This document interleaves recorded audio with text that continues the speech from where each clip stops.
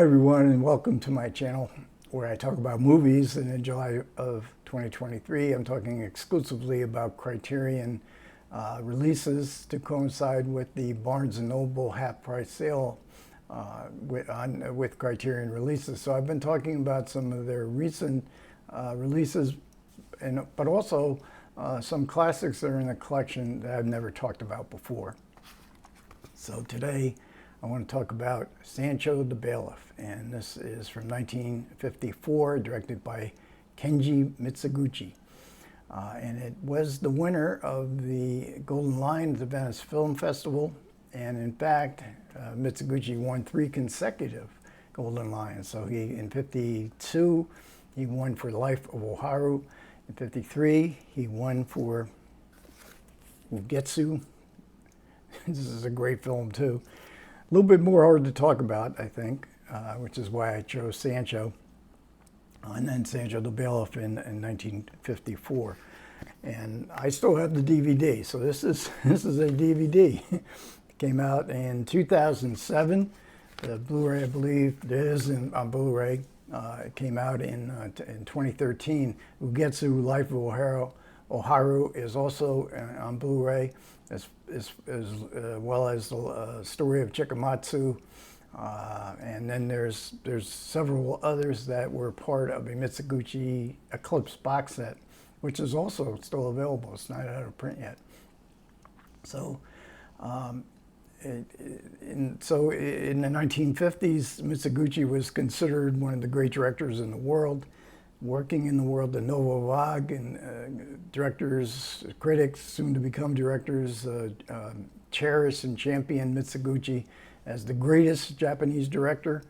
Kurosawa had not yet, I think 54 was when The Seven Samurai was released, so Kurosawa's films were yet to come. Ozu, I don't believe, had an international name, but Mizoguchi did. He has been overlooked. He hasn't been forgotten. He's 75 in 2022. Sansho the Bailiff is 75 in the last Sight and Sound poll, and Ugetsu, I believe, is also on that list. So he's not totally forgotten, but he certainly his reputation has somewhat waned through the last few decades. Now this. Sansho was not released in the U.S. until 1969, 15 years later, which is when I saw it.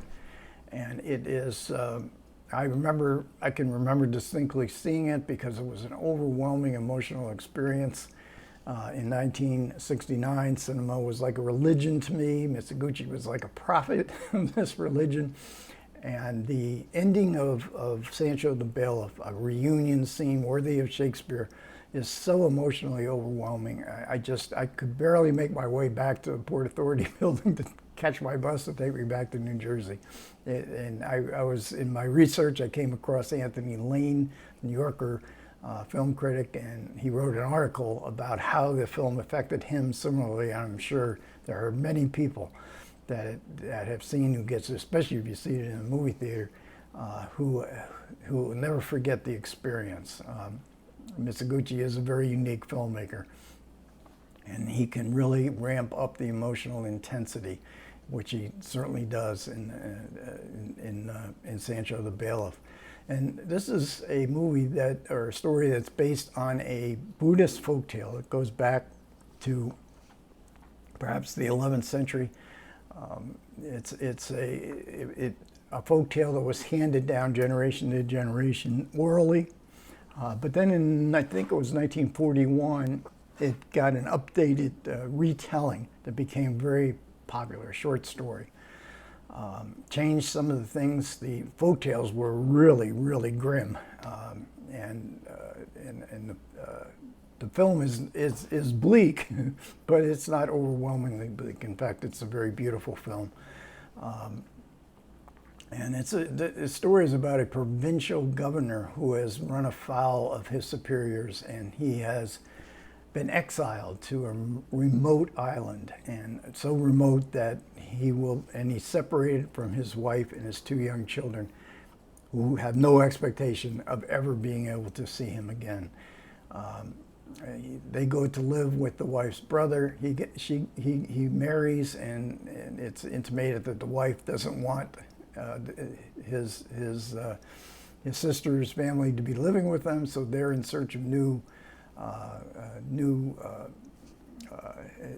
abode elsewhere. They travel through a forest, and as they're traveling through this forest, this is the age of slavery in Japanese history, and they are captured by slave traders. The mother and the two young children are separated. The mother off to an island. We learn to become a concubine, a prostitute. The children taken off and sold to a slave trader, or to Sancho the bailiff, and he has a compound where he has slaves do all the work for his monetary gain. So this is the actual Sancho the bailiff. So he's not actually the title character, and you can look at him. He's one of the most evil men you're ever going to encounter in the movies. But the story is really not about him. Now, Mizoguchi himself was very much interested in this whole history of slavery in Japanese history, but the studio that he was working for wanted him to concentrate on the story of the two children and the separation that they have to endure from their mother. Of course, this Sancho does not know that these are well-bred children. They would have gotten into real trouble, and he as well, were that to be found out. So we see them as children having to adopt to a slave, to slave labor, and then we skip 10 years. They're grown up now, they're in their 20s. They always dream about getting back to their mother, finding their mother again. The two children, the boy is older.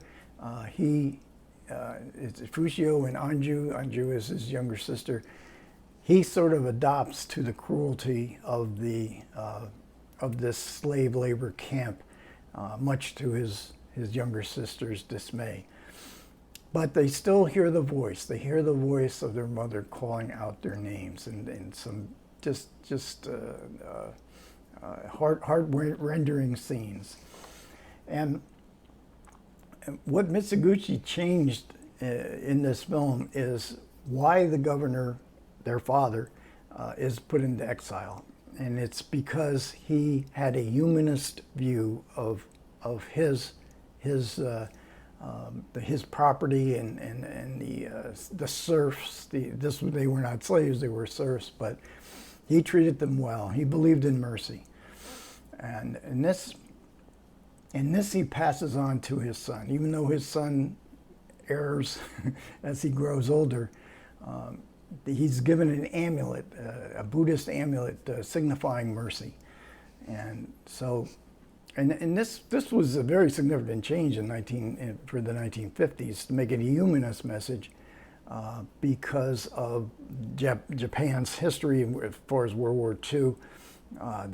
Their prisoner of war camps, but also basically slave labor camps in China, where the Chinese population was treated as slaves. And this nationalistic, militaristic regime that was ruling in Japan, an absolutely anti-humanist message. So we get a in the film's view, and the way we can view the film is this is sort of an updating of what Japan had gone through, and now becoming a modern democracy with a more humanist outlook, and a reason why this film resonates so well in the West is because this Buddhist message of mercy can be seen as very similar to the Christian version of mercy, the humanism that exists within Christianity. And we also have one of Mizoguchi's great themes is the subjection of women to male authority, and that women had no had no agency of their own. This was changing, but certainly after World War II, it was very much changing, where women were being liberated. But in traditional Japanese culture, according to the supplements, women, it was thought right for women to sacrifice for their husbands, sacrifice for their children, especially their male children.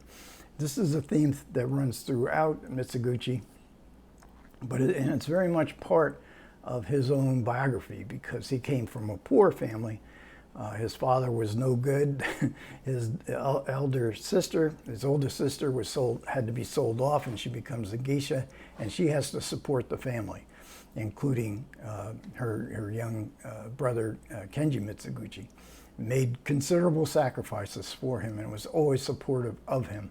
And Mizoguchi felt a great deal of guilt over this, that he was a beneficiary of this sort of social norm that was changing in the 1950s. So, so I mentioned Mizoguchi versus Kurosawa, who was who was very much had a romantic view of masculinity. His films centered on male heroics. Ozu, and very much in a Western style way. Ozu, with its sort of domestic dramas, sort of miniatures, domestic dramas of family life.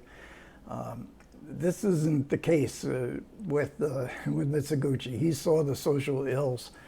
He sees the world with no sentimentality as well, and he is very much influenced by Japanese theater like kabuki and no puppet theater, and he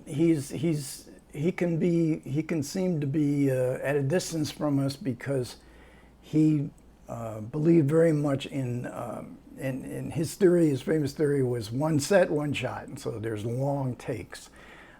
The camera moves.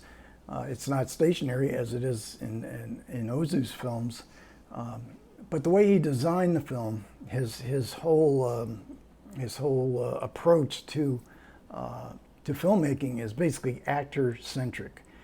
He worked with the actors. He gave them a great deal of freedom, especially when they came to the set. He let them move about the set, find out where you want to go. Reflect in his performances. He loved to have two characters in the same shot, because he wanted to see how each character would react to the other. So the camera moves. Mizoguchi did not design these camera movements. They're often very subtle. Kazuo Miyagawa was his longtime cinematographer. So once they were satisfied, the actors were comfortable in what they were doing, Mizoguchi was comfortable with the performances that they would be providing for this scene, he would have Miyagawa design the camera movements himself. So they're very subtle. They're different than, say, Max Ophuls, who had very flamboyantly, intricately designed camera movements, or say even with Stanley Kubrick, who also loved long takes, where everything was very precise. You sometimes don't feel the camera movement in Mizoguchi, but what this does, on the stage, it provides the actors with emotional consistency throughout the film. They love working, and most actors love working in long takes, because they don't have to stop and start, and it builds, so this tension, this emotional tension, really builds up. So Mizoguchi's style, which is very magisterial, is designed for us to feel the emotions of the characters, and he believed that we could feel them far deeper if we stay with them within the frame. So we have on the supplements here, and this is Sansho is just a beautiful. This is a beautiful release from Criterion. Comes with a big booklet for the days of the old style Criterion.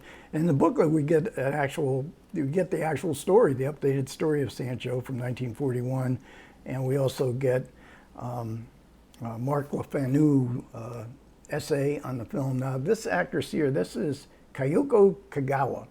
and she plays Anju, the younger daughter, when they're grown up in their 20s.